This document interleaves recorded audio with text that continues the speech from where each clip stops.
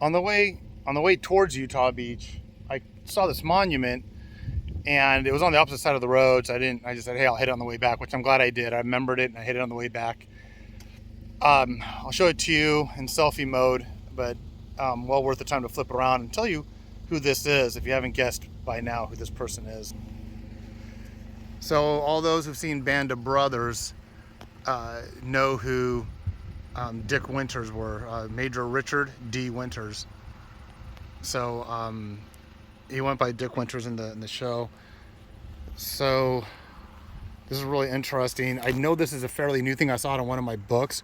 Words do not make men great, but they do bring out the greatest in good men. Richard D. Winters, Easy Company, 506th Parachute Infantry Regiment, 101st Airborne Division. Dedicated to all those who led the way on D-Day.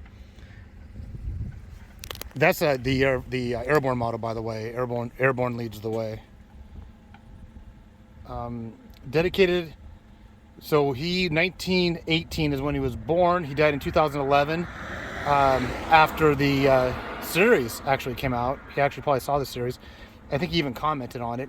Dedicated on June 6, 2012 by the World War II Foundation, along with our French allies from Utah Beach Museum and with the support of grateful citizens of the village of Sainte-Marie-de-Mont, in honor of Dick Winters and all those American junior officers who led the way on D-Day on June 6, 1944.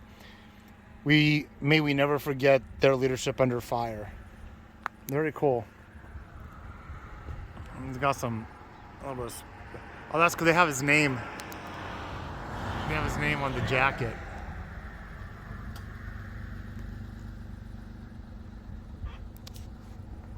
It's just a very, very cool. I guess I'm near the town then that he came into. So he was a paratrooper. So I've only been driving a few minutes, but this must have been some of the areas where he dropped in on. You know, you think of Band of Brothers and you think of Saving Private Ryan. It's very easy to start confusing the two stories and the men that you saw in those shows. Where, you know, Band of Brothers was fictitious, based on some true events, or a true story rather. Look it up, and then Band of Brothers was pretty true to life. Anyways, I thought it was really cool, and you know, knowing what I didn't know, what I thought I knew about World War II. Nice sunset. But I thought about World War II. I did not realize how close the airborne troops were to the beaches. I thought they were a lot further inland, but they really weren't. And the idea was to disrupt any kind of heavy resistance from artillery or gunfire from the enemy as the troops advanced off the beach. Then they were linking up with the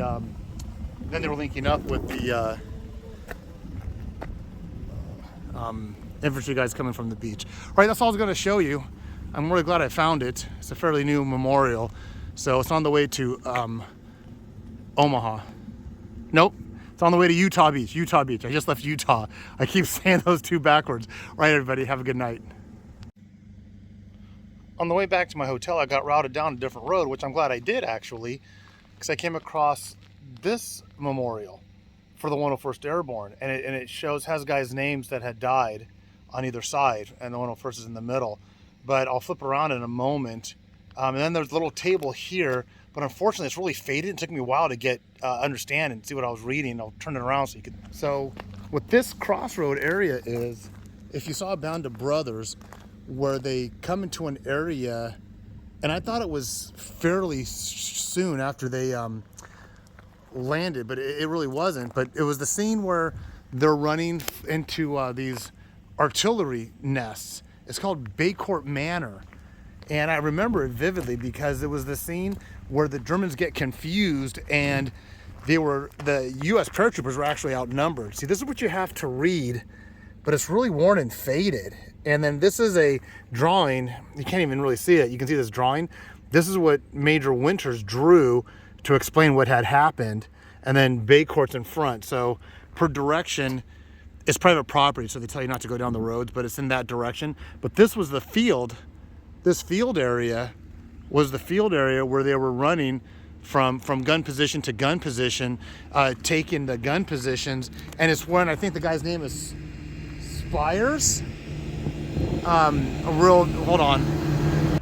But in that scene, they're taking the gun positions, and the Germans actually start firing on each other because they don't know who the enemy is. And that guy, I want to say the guy's last name is Spires, but he says, "Hey, can I take this next position?" And Winters goes, "Yeah, be my guest. Go ahead." So if you remember that scene, but I just happened upon it as I wish I could see some markers, but I can't. But I saw the 101st emblem when I pulled over. No, that's all farm equipment down there. But my direction of travel is this direction. I'm going down this road, and I think that Baqourt Manor is behind here, and it goes down there, so they don't want people going there. You know, it might have spanned from that area over to here.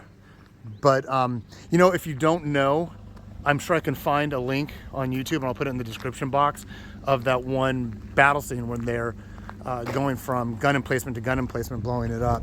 Something else I thought was kind of cool, people leave little mementos here. And I saw someone had left a set of US subdued metal jump wings right there. So I thought that was kind of cool. Somebody left those here. And those are the unfortunate guys that died on June 6th. And you got to remember, those guys were landing. Those guys were jumping out of the plane at midnight, you know, and fighting for, you know, probably 48 hours straight. All right, glad I found that. Hope you enjoyed. Got to get back on the road. Okay, sometimes getting lost is the best thing you can do. I'm just driving around this little town I'm staying in. It's very quaint. I come across this. Let me see what this says, right? Come all the way down here, and guess which division? There it is. First, and probably the only monument I'll see that has to do with the 9th Infantry Division. And there's my hat. 9th Infantry Division. Now, the 9th Infantry Division was not an airborne unit at all. It's just that I happened to have gone to jump school before I got assigned to the 9th Infantry Division, so I was a rarity. It was only me and the physician's assistant that were jump qualified that were in 347 Infantry. It was really kind of weird. We were oddballs to be airborne in a regular infantry unit. But what is this? I think this is dedicated in 1948 to 5,000 soldiers. I don't know why, but Infantry Division, 79th, and the 11th Engineering Amphibious Brigade. Interesting, because the 9th Infantry Division wasn't here until D-Day plus 4. D-Day, so June 10th is when they got into this area. But yeah, surprisingly, finally got some notoriety for my... Jesus. These roads are so small. That guy's probably going to be dead like in a week. I can't believe he just went by that fast on that motorcycle. Anyways, there it is. Bye.